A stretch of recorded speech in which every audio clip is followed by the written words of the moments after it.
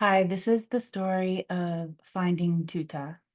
In in 2015, uh, my husband and I, the kiddos, we were traveling from Southern California to the Ozark Mountains in Arkansas. It was the one of the first um, one of the first events for us as transient food vendors, and we uh, we were heading there for a music festival so we could sell food there. That was our business. And we this is something we had been doing since the year 2000. So, it had been quite a long time. So we we were used to it. We were packing up, and I got this overwhelming feeling of I'm not ready. I can't leave home. I'm not ready. And it was hard for me to breathe. My heart was racing. I felt like I was going to throw up. And I just kept thinking, I don't want to leave home. I don't want to leave home.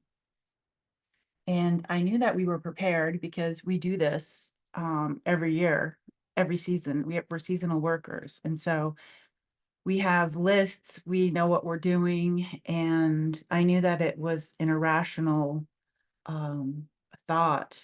And so we get in we're driving this big bus, this big RV, and so we're all packed. The kids are younger; they're all ready to go, and we're going down the road, and I'm lying in one of the bunk beds because I don't feel good, and I almost feel like I'm gonna slip away, and finally, um, finally, my heart calms down a little bit, and we're on our way. We get there, and I'm still having a little bit of a hard time breathing. And so I say to myself, okay, well, when I go into town to do the laundry and the grocery shopping, I will, I'll just stop by urgent care down there and see what they can do because maybe I have like walking pneumonia or something. And so I get the whole car packed up with um, tons of laundry and have my grocery list. I get the kids in the car and we drive down this windy road for a little bit. And there's this wonderful store that on the river there that makes sandwiches. And so we go in, we're getting sandwiches, and I'm feeling faint. I'm like still having a hard time breathing. And we get our sandwiches, we get in the car. Again, we're driving down um and I pull over and I again having a hard time breathing and I asked my kids, I'm like, um let's just go over a few things. You guys know what my real name is, right? It's not JJ. And you know what your dad's name is, and you know what the name of the company is, and what festival that we're at, just in case there's a moment today where I can't talk. And so we're going down the road, and I'm like, can we please just all ask our spirit guides to take some of this pressure off so we can safely get to a hospital? And my kids are great at this. And so they did it, I did it, and then I felt some pressure um, relieve so I can breathe a little bit better. And we're going into town. There's a small little hospital here, and we make it off the mountain. I go past where I'm supposed to turn, and uh, and the breathing hard thing is coming back.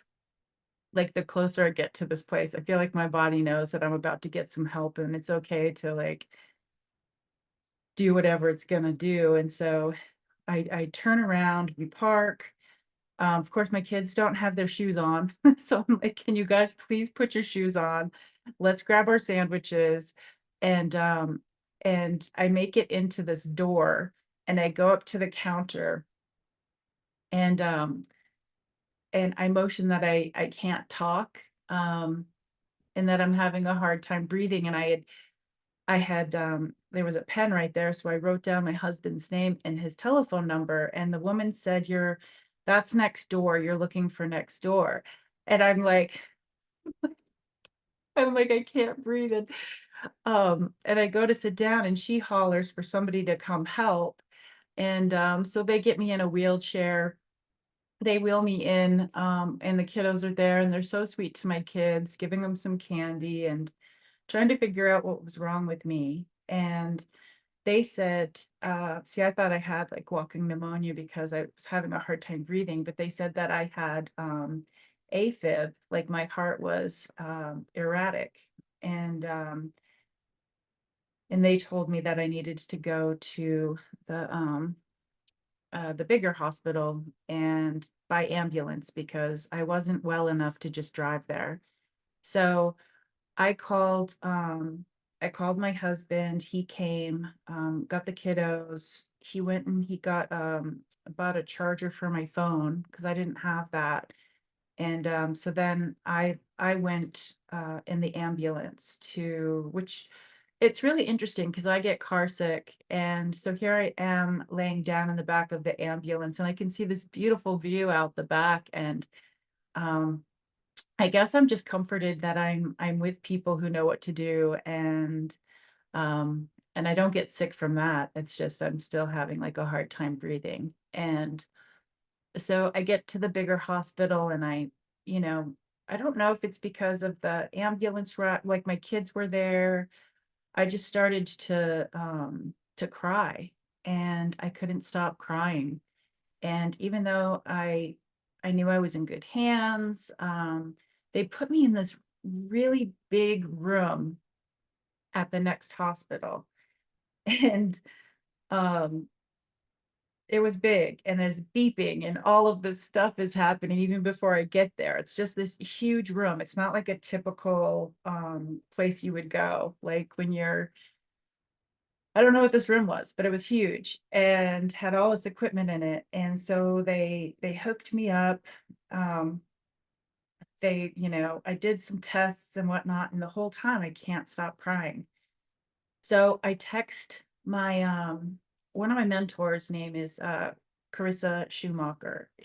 We met her when my kiddos were really young, and she works with she's a psychic medium, um, and she was just working with my family and our friend's family to figure some things out. And so I texted her. I had gone on several retreats with her and my friends in Sedona. And so I texted her and I said, um, I can't stop crying. I'm having a hard time breathing. I'm in this hospital and I don't know what's going on. And so she texts me back and she says, to just try to keep on breathing. And she conferred with this Native American who I would later meet for when something else magical happens.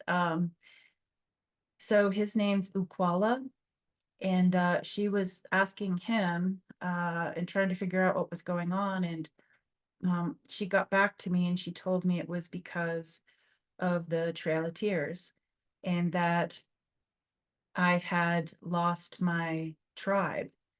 And and to just try to keep breathing and just kind of relax as much as you possibly can. And so I'm like, the Trail of Tears, and I didn't know exactly where the Trail of Tears were.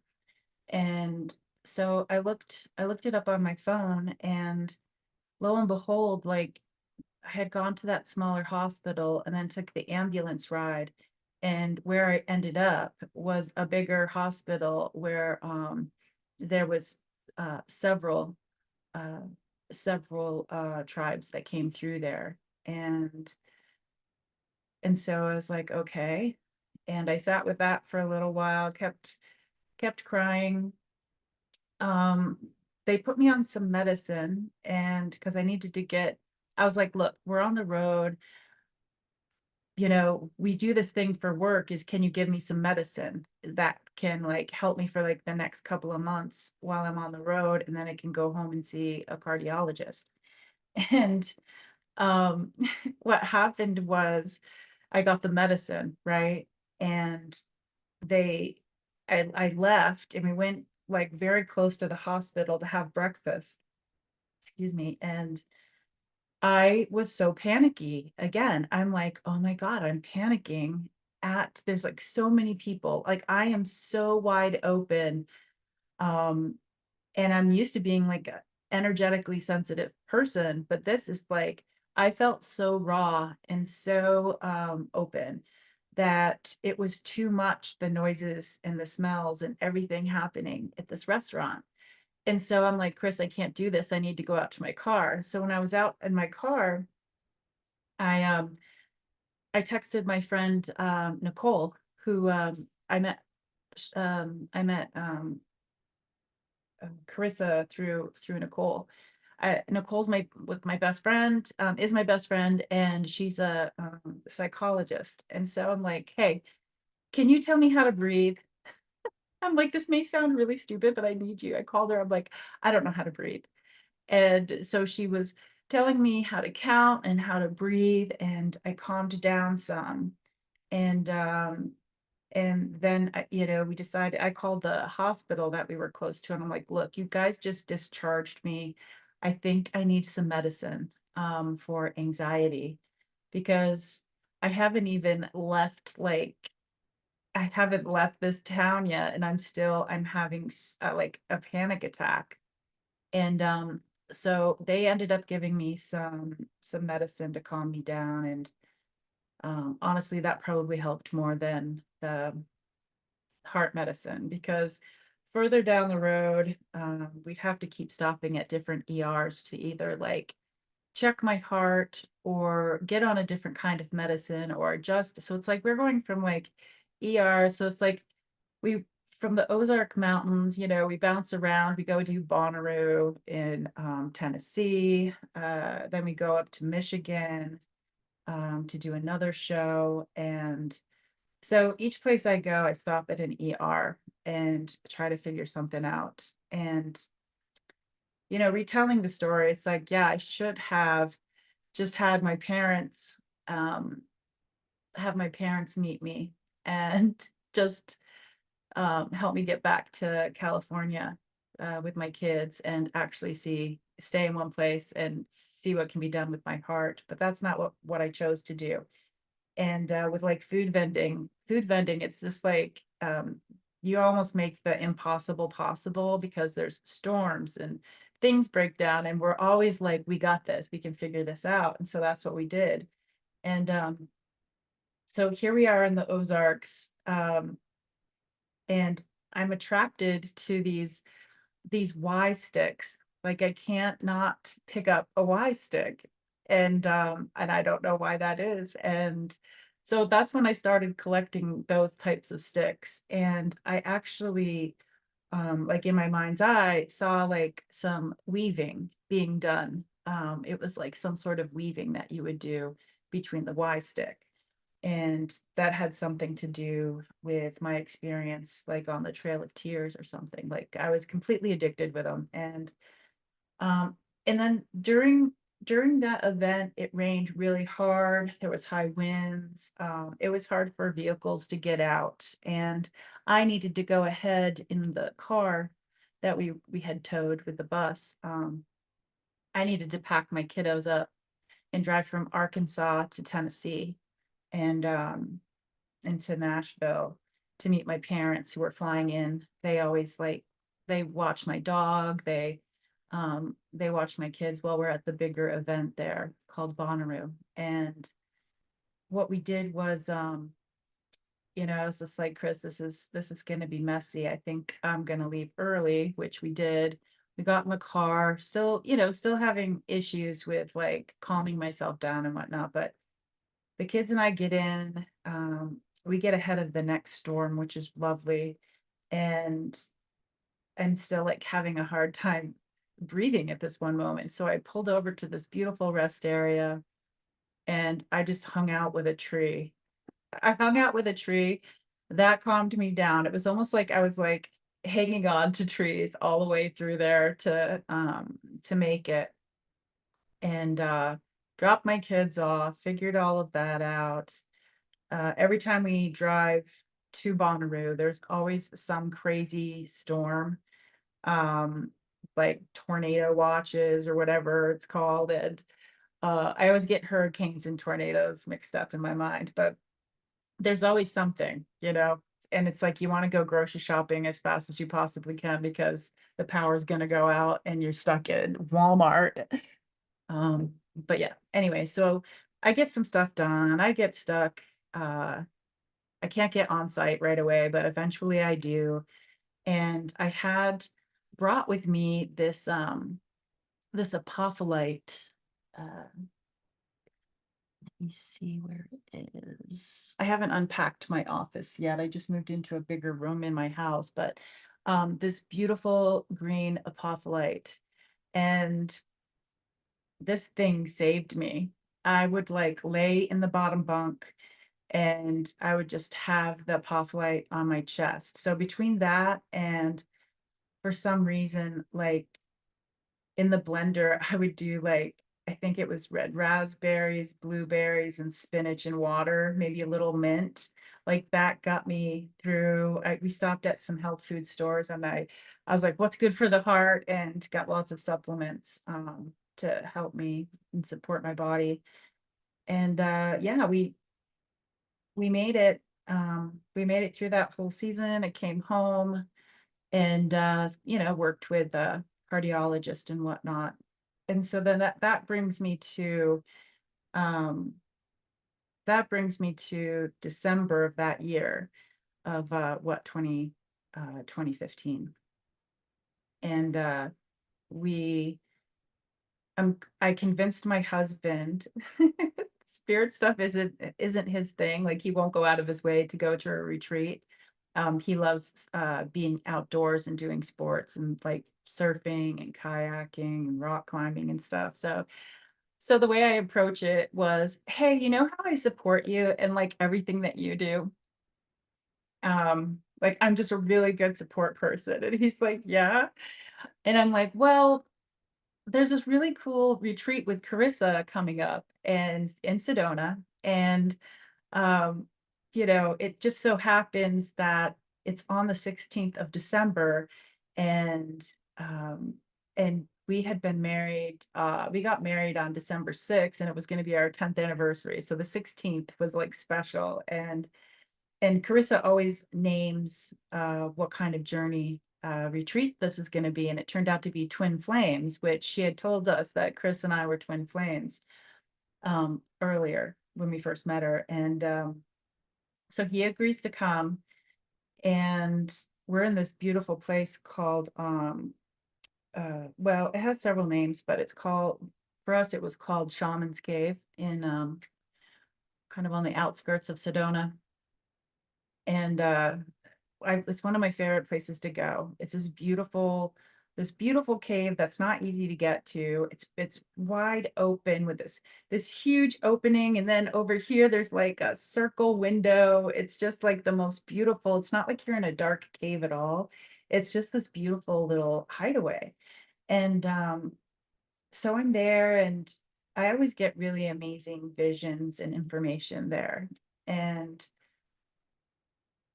then my friend Joseph Graywolf, he has stepped out of the physical, after this. He was there in the physical with us, and he was telling every time I go to the cave with Carissa, they always tell the same story when I'm there, is the story of a white buffalo calf woman. And so I always get this beautiful feeling when he tells that story and he drums and they do the pipe ceremony, the drumming. We do all sorts of really fun things in the cave. And uh, so I'm walking away from the cave, and Carissa says, I think you need to go see Adele. And Adele, when we go to these retreats, Adele is the first person that we go and see as a group, because the groups were smaller then, and they have Adele Sands at the Harmony Ranch has this living room where she's the caretaker of many crystal skulls. It's like there are so many crystal skulls there, and that's where in the evening, that's how we always start the retreat, is Carissa would be sitting in spirit. We would quietly walk in, she would do a channeling, right? And so ever since the first time I met Adele, I loved her. My kids loved her. Chris loves her, and so she's a friend. And Carissa says, you need to go see Adele and get some energy work. And I'm like, okay. So we're able to do it the next morning. And so we go in, and Chris, my husband, he stands on one side of the table, and Adele's on the other side of the table doing the energy work. And Adele is one of these people that kind of talks while the energy work is, it's like that's part of her, is part of the beautiful thing she does is how she communicates during it. And so she was saying that, she's like, why are you sad? Why do you have grief? And I had told her the story about how there are times when I just can't stop crying. And she said, because of the loss of the tribe. And I was like, I don't even know what side of that I was on. I don't know if I was the Native American or if I was the person doing it. I'm like, I don't know. And not that that's important in my story. It's just that, um, there's many uncertainties. I don't know exactly what happened.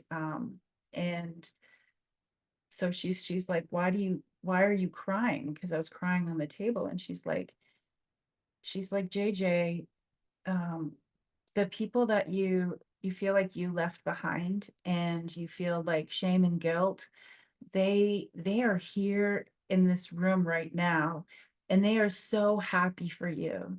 They are they have so much joy because you're here and your tribe is coming back.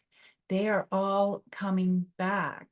And so the only one that is holding on to this emotion is you.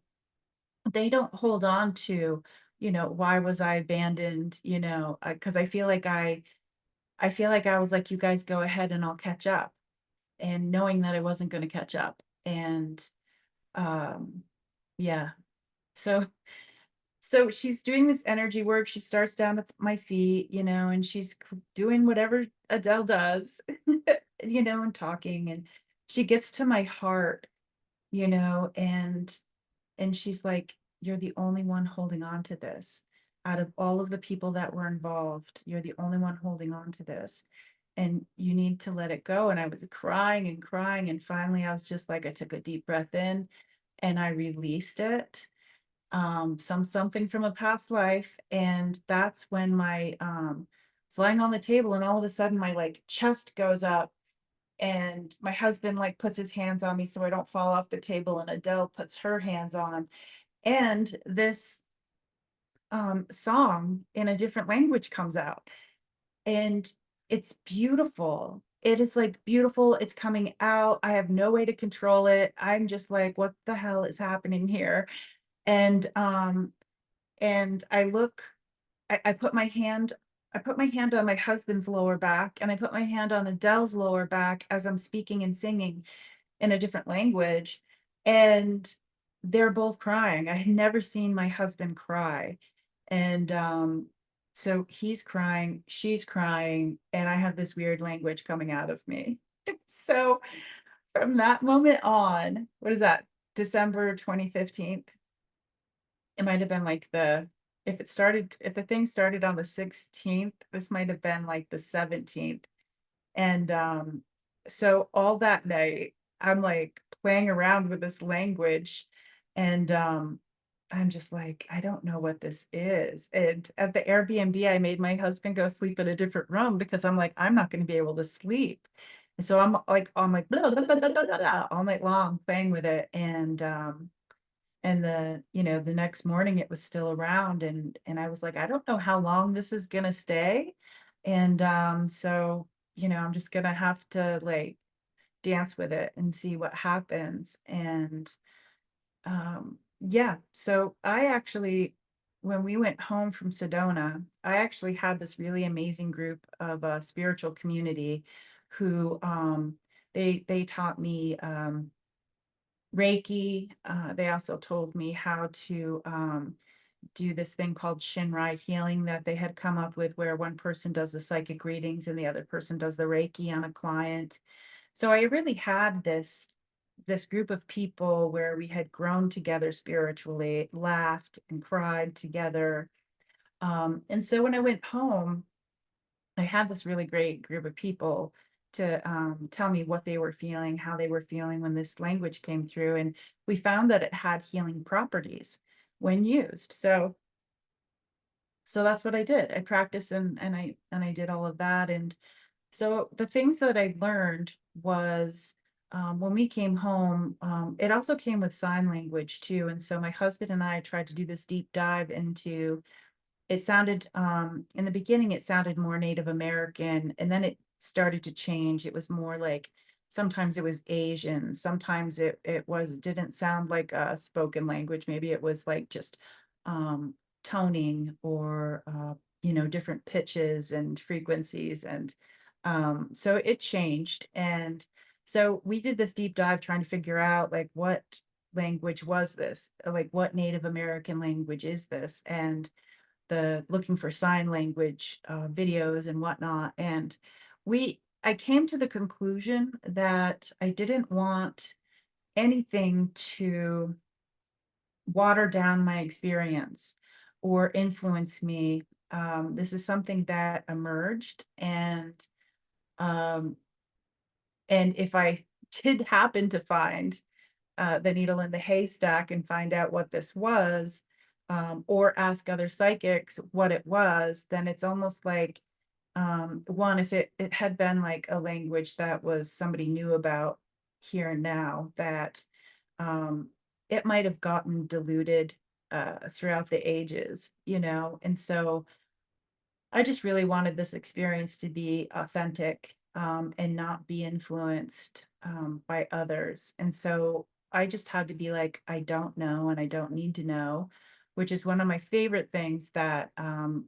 Michael Smith at the Empath Academy taught me, um, is I don't know and I don't need to know. You don't have to Google everything, although I try. I try to Google everything. But it was really interesting how this language came through with um, like grief, um, grief, and abandonment, I would say. Um, and the going back to the beginning when I was leaving my house, and not being ready to leave my home, and um, thinking about I mean, I can't know what the Native Americans were thinking when they were kind of like scraped off of their land and everything they know. And they going into the unknown and not being prepared and not being ready, and leaving what you know, and you have no control over it. That was the beginning of my 2015. And so yeah, it's all very interesting. So there's a new story. There's a new story that just happened in Sedona. So here we are in 2025, and that's going to be a story for another day. But I thought I would get this out there. I've tried to write it several times for my website, but it's just easier to talk through it. If you have any questions, you can go ahead and ask questions, and I'll try to answer them for you. One thing I did discover with my language is that it's custom, and that depends on like who comes in for like a meditation or who's a client or this or that. And because I did use it with this other, some of my spiritual community family, we did Karen Salinger, this amazing psychic medium, does sound bowls. So she would do the sound bath, and then our other friends would do Reiki, and then I would do the language in Reiki. So that's when I found out that that this language speaks to people in a custom way. Like afterwards, this one woman, what she said, she was thinking about her mom, and I touched her foot, and I rubbed it, and she's like, that's what my mom used to do, and in Hebrew you said mom. And so I'm not sure if that's just something that she heard or if that's what the language said. I don't know. Another time, from the same group, Wendy, she she had some friends come from Hawaii, some family members come from Hawaii, and we were doing just playing around with spirit. And in my language, I said in Hawaiian, "Are you ready now?"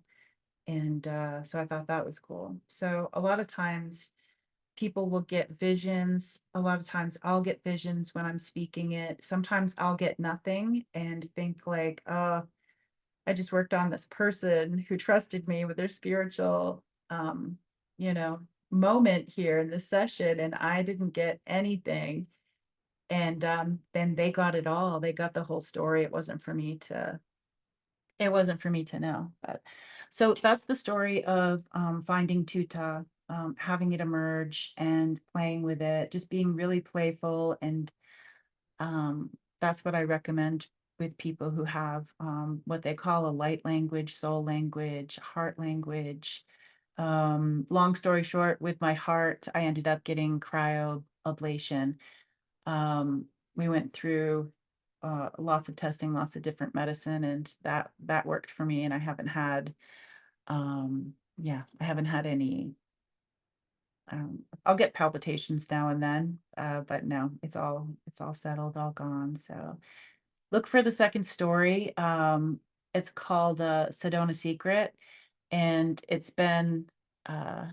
I've been sitting on the secret for a little while. It's emotional, and the retreat that I went to, filled with the most amazing people that were teaching it and the people that came. And yeah, crazy stuff. But thank you for listening to my story. And I do have a website. It's www.tutahspeaks.com. There you can you can schedule sessions, you can ask questions. Um, It has the link to all the things I do. On YouTube, I'm called Tutah Speaks. And then all the social media, it's Tutah Speaks. But so there's free things out there that you can watch or listen to. You just find it through my website. One thing I didn't explain is Tutah. When I did come home from Sedona, I asked them, what do I asked them, what do I call you? Or I asked it, what do I call you? And they said that in a way they don't really have a name, but if I wanted to, I could call them Tutah, because that there's more than one teacher, and that means teacher. They're just going to show me how to use this, and be my to be my support spirit beings or spirit energy. So that's what Tutah means. And so thank you for watching, and I hope you have a beautiful day.